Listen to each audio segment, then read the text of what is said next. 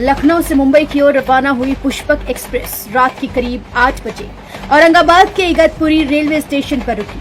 Train यात्रियों से खचाखच भरी हुई थी। तभी अचानक 4 बदमाश ट्रेन में आ घुसे।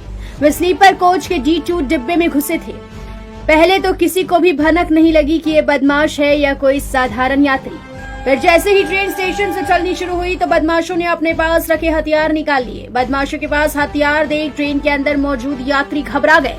तभी बदमाशों ने सभी यात्रियों से लूटपाट करनी शुरू कर दी। बदमाशों के पास हथियार थे, इसलिए यात्रियों की हिम्मत नहीं हुई कि वे उनका विरोध कर सके। उस डिब्बे में उस रात 17 से 18 यात्री सवार थे। सभी ने अपनी कीमती सामान बदमाशों को दे दिए, जैसे मोबाइल, गहने और रुपए। बदमाशों ने जब लूट की वारदात को अंजाम दिया तो वे अगले स्टेशन के आने का इंतजार करने लगे ताकि वे ट्रेन से उतर जाएं। लेकिन अगला स्टेशन को अभी आने में वक्त था।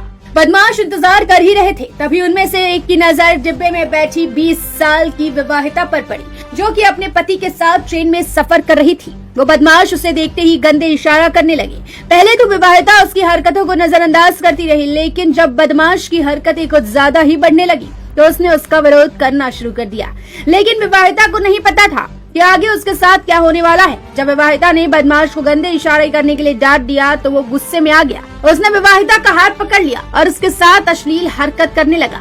ये सब देखते ही बाकी के बदमाश भी महिला के साथ अश्लील हरकत करने लगे। महिला के पति को ये सब देख गुस्सा आया तो उसने उसका विरोध किया। ऐसे बदमाश और ज्यादा बौखला गए और उन्होंने सबसे पहले महिला के पति को पीटना शुरू कर दिया।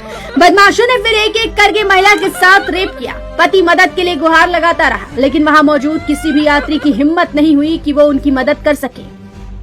सभी को डर था कि कहीं वो उसे कुछ नुकसान न पहुंचाए। महिला चीखती रही, चिल्लाती रही, लेकिन उसकी चीख पुकार का कोई असर किसी पर नहीं हुआ। ट्रेन भी अपनी रफ्तार से आगे बढ़ती जा रही थी। बदमाश जब लगातार महिला से रेप कर रहे थे तो कुछ यात्रियों का दिल पसीज गया।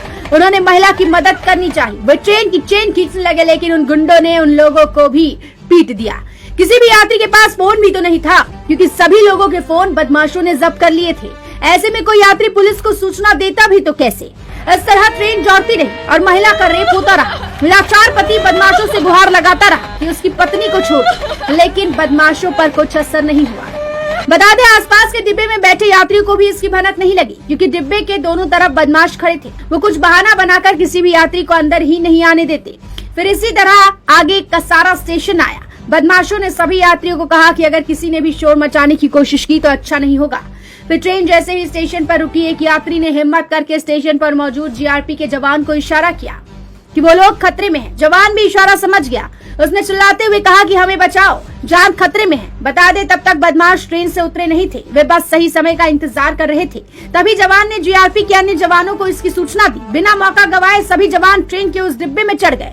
जवानों को इस तरह डिब्बे में चढ़ता देख 4 बदमाश वहाँ से फरार हो गए, लेकिन बाकी बचे 4 बदमाशों को पुलिस ने गिरफ्तार कर लिया।